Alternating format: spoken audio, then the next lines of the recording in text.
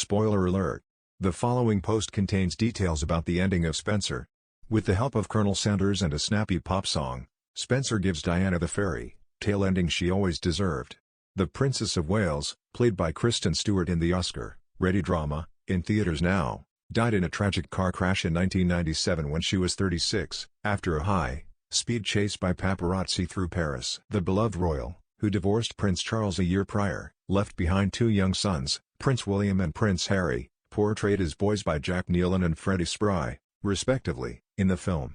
Over the course of the claustrophobic movie, Diana repeatedly clashes with Charles and staff members at Sandringham House Estate, where she's cooped up and closely surveilled over the Christmas holiday in 1991.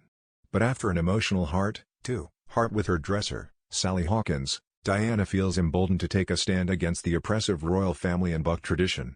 "It's totally infuriating," Kristen Stewart talks paparazzi. Becoming Princess Diana and Spencer, she whisks her sons away from a Boxing Day hunt with their father, and the three of them blissfully leave the countryside manor in an open-top convertible, singing along to Mike and the Mechanics' "All I Need Is a Miracle." The film cuts to an irked Charles having tea with the Queen, Stella Gonnet, back at Sandringham. Meanwhile, Diana, William and Harry indulge in drive-through Kentucky Fried Chicken. As her boys contentedly eat their lunch on the bench, Diana stares out wistfully over the River Thames before credits roll. Stewart, 31, was just 7 years old when Diana died, but has distinct visual memories of the flowers outside Buckingham Palace. On TV, she says, "The emotion in the air was palpable." Review: Pablo Larraín's brilliant Spencer unleashes a royally wonderful Kristen Stewart for her. "It was important to give Diana a happy ending in the film, even just briefly. The story is about liberation and she did get out," Stewart says. "She did just decide one day to walk out the door that was not actually locked, and she lived the last couple years of her life in a much more inhabited and honest way. I think the movie ends on a light note because that is what happened. And then the last few frames of the movie, you can't help but bring the tragedy to that sort of enlightened moment." Spencer director Pablo Larraín gave Stewart and the boys 3 songs to choose from for the ending. They landed on "All I Need Is a Miracle," which was released in 1986 and reached number 5 on the Billboard Hot 100 singles chart. "There's just something about the swell of that song that feels like the end of a movie," Stewart says.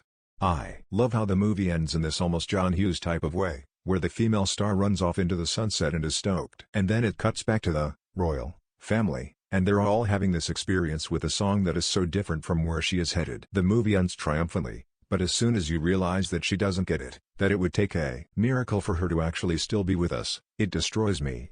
It just makes me cry, it's so sad." Larraín recalls a special moment during shooting, when one of the kids asked him what the miracle is that they're singing about.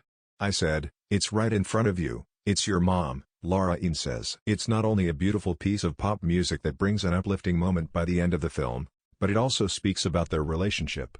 It's hard to see because it's small, but when William and Harry are in the car with Diana, they're pointing their fingers to her when they're singing.